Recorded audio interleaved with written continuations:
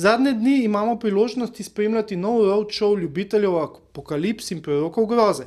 Podnebna konferenca, ki te dni poteka v Kopenhagnu, je namreč odlična priložnost za vse klaftrače, da javno obnovijo svoje poznavanje izjemnih znanstvenih virov, kot so denimo Al Gore, Michael Moore ali pa kar film Zeitgeist. Pustimo ob strani nekaj zanimivih dilem, ki jih odpira znanost na področju raziskovanja globalnega segrevanja. To za slovenske prvake zaskrbljenosti namreč ni tako relevantno kot kakšna izjava kakšne podnebne mesije.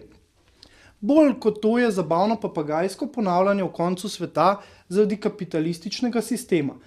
Ne samo, da je kapitalizem uničil vse moralne vrednote sveta, uničil bo še svet. Še več, temeljni gradnik kapitalizma in ekonomske znanosti naj bi bilo uničenje narave.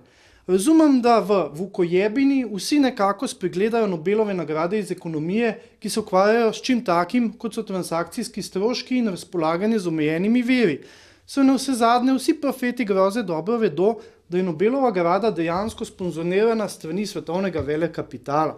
Zanimivo je, da celotno uboštvo samozvane slovenske inteligence ne premore niti toliko razgledanosti, da bi iz učbenika za prvi letnik ekonomije prebralo, kaj so to pozitivne in negativne eksternalije, kaj so mejni zunanji stroški in družbeno zaželen proizvod. Šokantna resnica je torej drugje, v vrhunskem blebetanju profetov groze. Saj če je kak koncept v ekonomiji zelo dobro znan in analitično obdelan, potem je med drugim to zagotovo analiza eksternalij.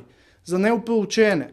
Ekonomska analiza stroškov onesnaževanja in ukrepov ekonomske politike za preprečevanje negativnih eksternalij, ki iz tega izhajajo. Podobno kot marsikdo zaradi lastne ignorance ihtavo trdi, da se morala in kapitalizem izključujeta, zdaj tudi trdi, da se izključujeta skrb za okolje in kapitalizem, oziroma da je jedro kapitalizma neomejevano onesnaževanje.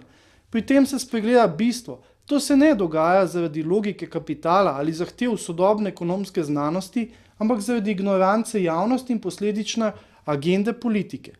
Torej, če je kdo zares kriv za negativne eksternalije, potem so to ravno ignorantski profeti groze, ki s svojim nepoznavanjem in preusmeritvijo debate v napačno smer nudijo alibi interesnim skupinam.